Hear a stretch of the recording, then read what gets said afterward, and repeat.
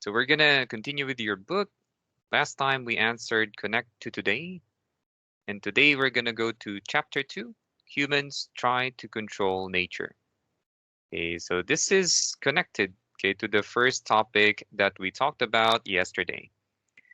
So there's gonna be a lot of reading again. I hope it's okay. So let's take a look at the main idea. So it says here, economics, the development of agriculture caused an increase in population and the growth of a settled way of life. Okay, so of course we're going to talk about agriculture, growth of population, and settling in in a place permanently. And why does it even matter now? Okay, because new methods for obtaining food and the development of technology laid the foundations for modern civilizations just like ours. And terms, okay, you're gonna see these later. We have nomad, hunter-gatherer, Neolithic revolution, slash and burn farming, domestication. Um, do you know all these terms already? Yes. Oh, okay, very good then. So later, I hope you won't have any problems when you see these terms. If you have, then you can ask me anytime. So are you ready to begin? Yes. Okay, I'll just read the intro. So, setting the stage, by about 40,000 years ago, human beings had become fully modern in their physical appearance. With a shave, a haircut, and a suit, a Cro-Magnon man would have looked like a modern business executive. However, over the following thousands of years, the way of life of early humans underwent incredible changes. People developed new technology, artistic skills, and most importantly, agriculture. Okay, so that's the intro.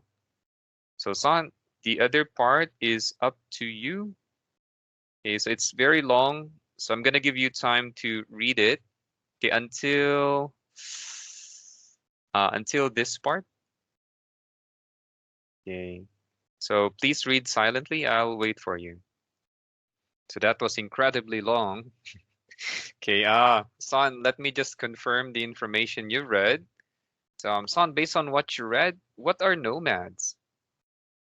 Like nomads are people who move to other places when there are not enough food left there. Okay, very good.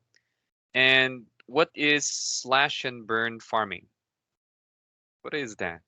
Like it's a method of agriculture that they burn the trees and other plants in the area, and the ashes make the soil fertile, and they will plant some seeds to grow.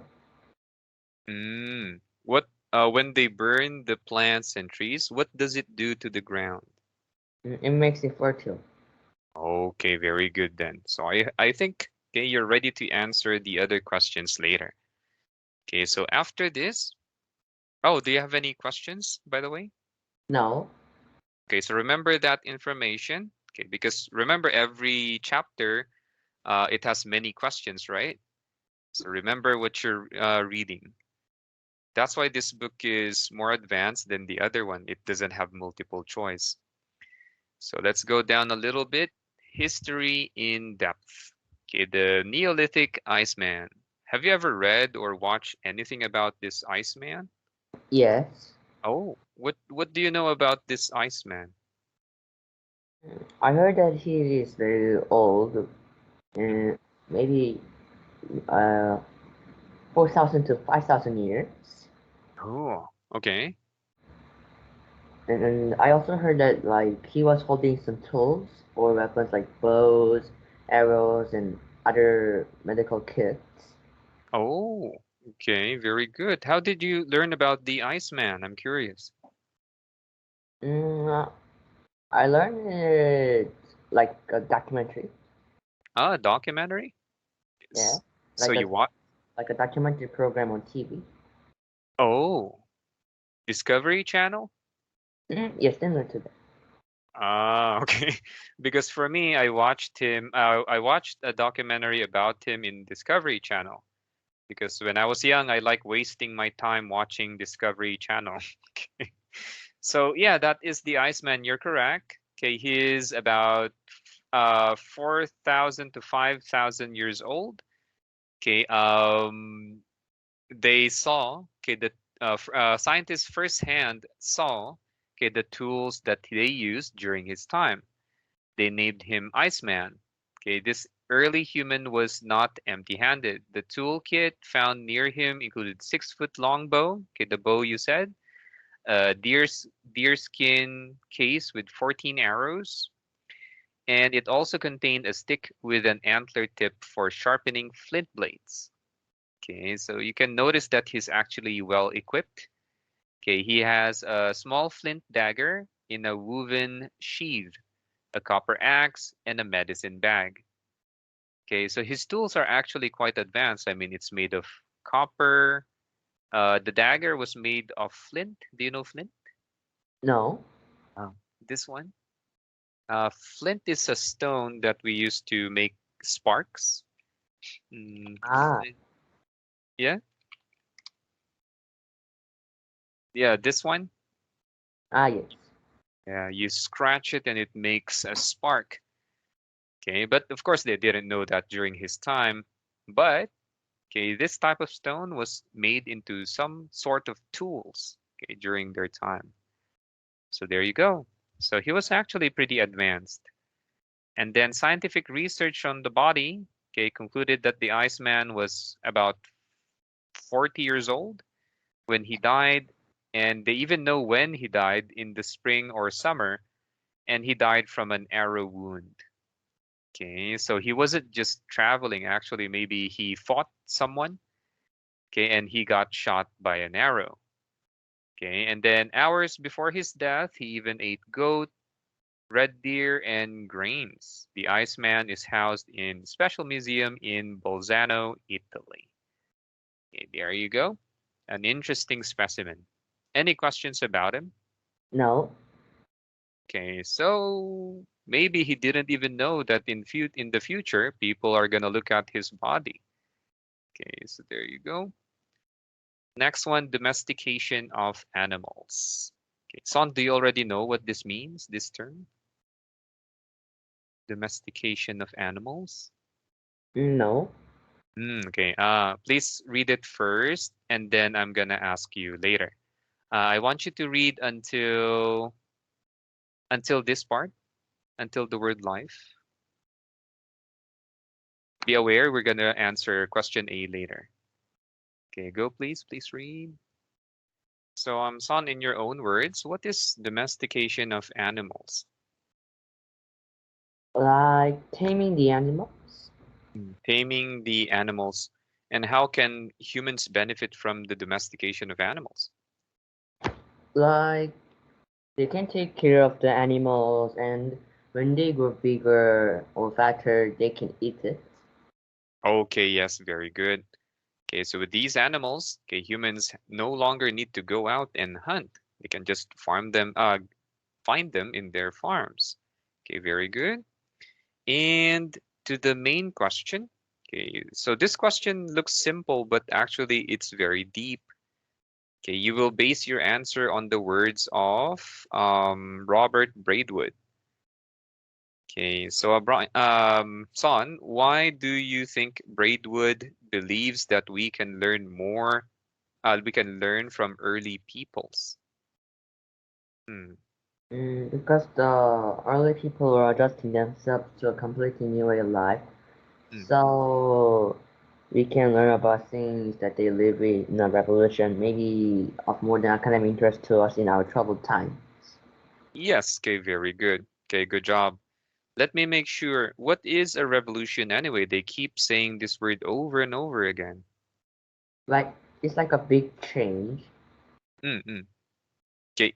Yes, okay, it is a big change. Okay, it is a period of time, a period in time that has a very big change. Okay, good job. So it's quite deep actually, the way he said it.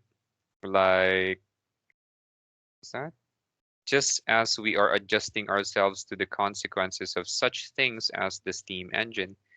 So we can get ideas how people lived in the past because certainly in the future we will also have revolutions. And what we know about the past can guide us well in the future. Okay, maybe that's his idea. Okay, it is as you mentioned. Okay, any questions? No. Okay, so now we're gonna go deeper into villages. After this, we're gonna have civilizations. So it says here, villages grow and prosper. Okay, the changeover from hunting and gathering to farming and herding took place not once but many times. Neolithic people in many parts of the world independently developed agriculture, as the map at the right shows. Okay, there is no map. It's actually below. It's here. Okay, we're gonna look at this later. Okay, so farming develops in many places. Within a few thousand years, people in many other regions, especially in fertile river valleys, turned to farming. In Africa, we have the Nile River Valley developed into an important agricultural center for growing wheat, barley, and other crops. In China, 8,000 years ago, farmers along the middle stretches of the Yellow River cultivated grain called millet. Okay, have you ever eaten millet? Yes. Okay, there you go. So that's the grain they cultivated a long time ago. And 1,000 years later, farmers first domesticated wild rice in Changjiang River Delta. Mexico and Central America farmers cultivated corn, beans, and squash. Peru farmers in Central Andes were the first to grow tomatoes, sweet potatoes, and white potatoes. From these early and varied centers of agriculture, farming then spread to surrounding regions. Okay, any questions about this? No. Okay, so Son, the question is, what advantages might farming and herding have over hunting and gathering? So you need to compare and contrast and make inferences. Like the advantages of farming and herding is that they don't have to move by getting food because if they do farming, they can just stay on one place and just farm. Mhm, But for the herding and hunting, they have to move to place when they want to hunt or herd animals. mhm, And also, like the percentage of eating foods are higher, because if the weather is good, the farming are very will be successful. But huntings are hard because animals have animal instincts, so they can sense the humans and might run away. mhm. So I think the farming and herding is better than hunting and gathering. Okay, very good. Okay, good job. It means you understood what we've read so far. Okay, very good, Son. Any questions? No. Okay, you're doing really well. Okay, let's go down. Let's analyze this map. Okay, so you can see here the colors. You have green, you have orange, red, red, gold, purple, and green. So agriculture and the years. Okay, and you can also see what they farmed, okay, in these areas. Okay, so below this map, okay, there is a chart.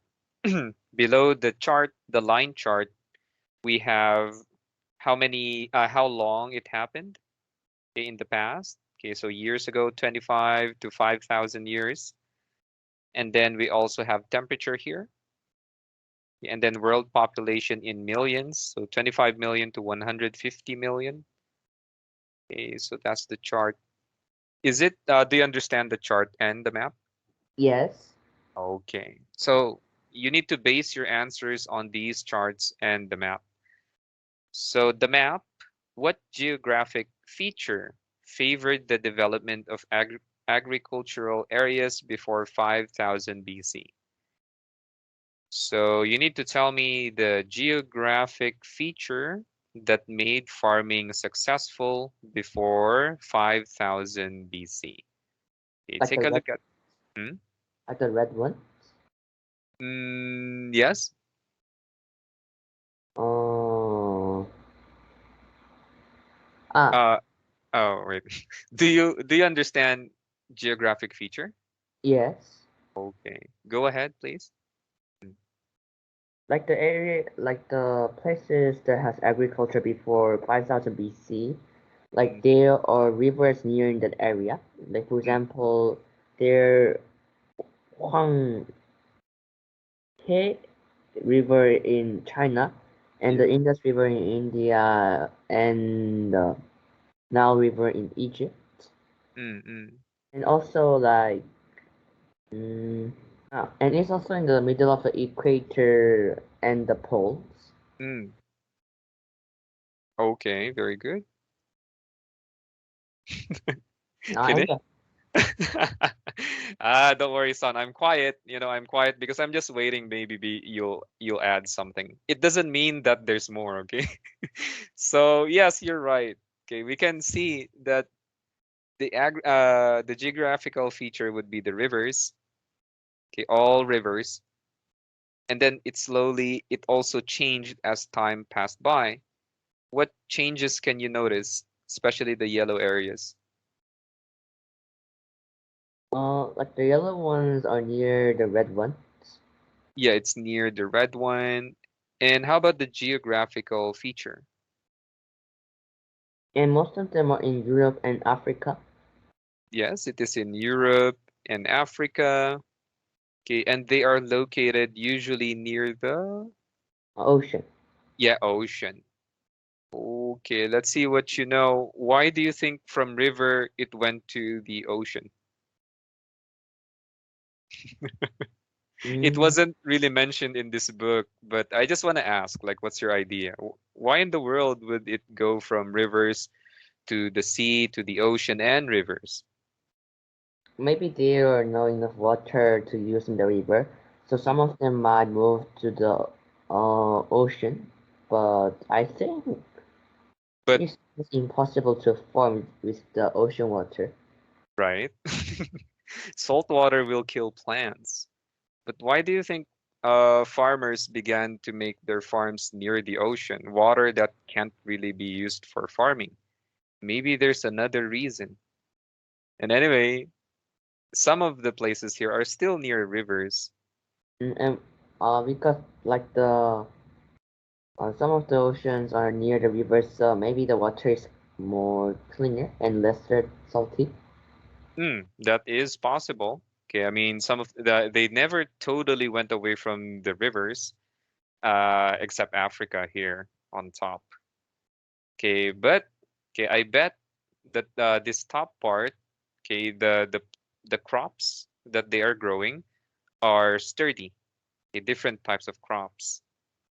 Um, any other ideas why it went to the ocean? I mean, near the ocean and seas? And maybe they wanted to see foods. Mm-hmm. Okay, perhaps. Okay, maybe they wanted to have seafood as well. Okay, that is very good. And what else? And I also heard that like if you boil the seawater and like and if you again cool the air and it will be a fresh water. Ah, like you let the water evaporate?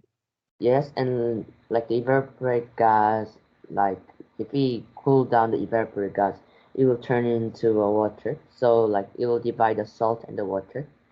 Ah, okay. Perhaps. Okay, perhaps. We won't say for sure, but maybe.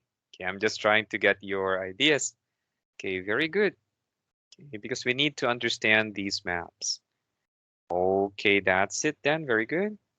Now the chart. What effect did agricultural revolution have on the population growth and why? Because like the time that they hunted and gathered some foods, Mm-hmm. like most of them starved to death because it is hard to find the foods in the nature. Mm-hmm. And while finding the food in the nature, they might be killed by predators. And but due to the agricultural revolution, they can stay at home and they can just farm the grains, fruits and vegetables. So it is more convenient and safer. And so the world population are rising. Okay, the world population increased. Okay, very good. Okay, good job. That is true. Okay, can you imagine if you were hunting for animals and looking for food in the forest? If 10 people went into the forest, probably maybe one or two would get sick or maybe get attacked by wild animals. So what you said is absolutely right. Okay, very good. Okay, and what else? I think that's it for now. Any questions? No, Okay then. So still try to remember what you're learning there. Okay, next one, let's go down. We're almost to the finish line. So it says here, Katel Huyuk. Okay, so I would like you to read this first. Okay, please tell me when you're done. So remember what you've read there. Okay, it's time to go to the last part. Okay, there's a lot of questions here. Terms and names, we won't do this anymore. Okay, I mean, anyway, I usually ask you what these things are. So instead, we're going to go to number 2 using your notes. So in number 2, which effect of the development of agriculture was the most significant? So that question means which effect, uh, the effects from the development of agriculture, which effect is the most important? maybe the people living together and forming a village or cities. Mhm. Why? Because of it, like it was the beginning of a city or the country, and like maybe in the future, it made the humans to fight for the fertile ground, fertile soils, and like the nature in the place. So I think it's the most important and significant. Okay, very good. That is correct, actually. Yes. Okay, farming allowed us to work together and stay in a place together. It increased the population, and that's why we have cities right now. Okay, very good. Okay, that is the best answer, actually. For the main ideas, okay, number 3, how did Cro-Magnon's new tools make survival easier? Like the tools made by Cro-Magnons make survival easier because like in the past, when they hunt animals, people have to go near the animals and kill the animals. Mhm. But due to it, due to the development of arrows and spears, they can attack the animals in a very far distance. So it increased the percentage of hunting rates. So it made survival easier for Cro-Magnons. Okay, very good. Yes. Okay, so just like our weapons now, we don't even have a lot of weapons used face to face, right? Usually there's distance. Okay, so that is the start of everything. Okay, with the distance, they are safer, they are able to survive better. So you did answer the question. It made survival easier. Okay, very good. Number 4, this one. What factors played a role in the origins of agriculture? There are many factors. Can you please mention the most significant ones? Remember that these are all based on what you read, okay? Maybe the rivers, The rivers. Okay. What about the rivers? because the water in rivers are clearer than the ocean one. So many people tended to live near in the river. Mm-mm. So it also helped to form the country in, like for example in Korea, like in the past, the Mm, three countries fought for the Han River because it was fertile and it was good for farming. mm. So it changed the Korea's history. Okay, then. Very good. One factor would be the use of rivers. Very good. What else? Besides from the rivers. Remember the origin of agriculture. You can notice from, I think, the chart. Yeah. Maybe you'll get an idea there. Also the temperature. Okay, what about the temperature? Because like if the temperature is too hot in the area, for example in the Africa or like in the Middle East, it's Mm, really hard to grow crops. mm, But and also like if the area is too cold, for example in Russia or Canada, it's also hard. But mm. like in the middle section, for example like the Egypt, India, China, it's really easy to farm because like the weather is in the middle and it is good for the crops to grow. You mean like near the equator? Like a little upper, like the middle. Ah, I see, I see. Very good. Okay, that is correct. Very good. So also the weather. Um, before farming, before farming and while while people were using hunting and gathering, what was the weather like? Do you remember our past chapters? Like the weather was colder than the weather when they farm. Ah, yes. Okay, further in the past, the weather was cold, actually, a little extremely cold. What do we call this period again? Do you remember? I see. Yes, very good. Ice Age. So the world was actually just okay recovering from the Ice Age, and when the temperature slowly went up, okay, agriculture started. Very good. Okay, number five. What were the first crops grown in the Americas? This is very specific. Maybe like crops like tomatoes, potatoes, like that. Mm, wait, somewhere here. I think they didn't say like they mentioned South America. Can you remember that? Yes. Yeah, where is that? I think it's the one with squash. Yes, yes, yes. Yeah. Can you read that part?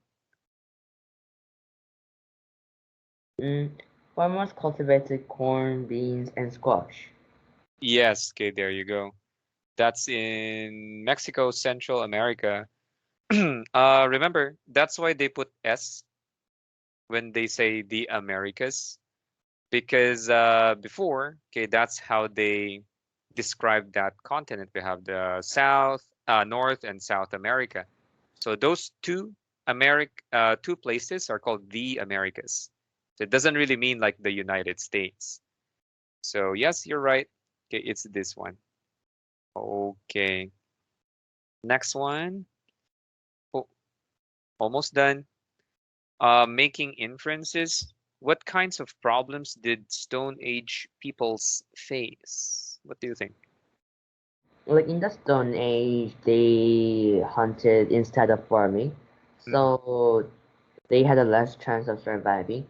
Also, if there's a war between two villages or countries, like the stones has a more disadvantage than steels because steels are the more stronger than stones.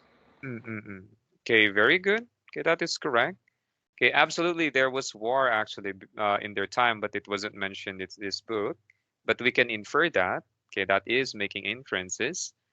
And they depended on hunting and gathering, so their survival was very low. Okay, very good.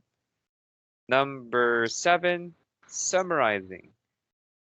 In what ways did Neolithic peoples dramatically improve their lives? Please summarize that part. I don't know if the peoples are smarter than the other humanoids, so they were able to develop tools, and they also draw arts in caves, woods, and stones. Mm-mm. And they also mm, made some necklaces and rings with the animals' teeth or other parts of the animals. Mm. How Mm, can that? and they also made and wore clothes made of the animal skins. Okay, and how can all of these improve their lives? Like It can make their lives more fun and they can enjoy their lives. Okay, they can enjoy their lives. I see, I see. Especially the jewelry they made. Okay. Son, if you answer questions like this, it's good. You're giving the examples, but don't forget to answer directly before your example or after it, okay? Yeah, because if you think about it, if I listen to you giving the answer, it's example after example, but still, right? Still, I'm gonna ask the question, how will it improve it? Okay, do you get it? Yes. Yes. So that's something you will consider next time. So we don't have enough time. You're doing really well. Okay, we're going question after question without any problems, actually. So on Monday, we're gonna answer 8 and some writing for number 9. Okay? Any questions? No. Okay. So Son, that's it for today. Okay, I'll see you again next week. Bye. Bye bye. Okay then. Have a great day.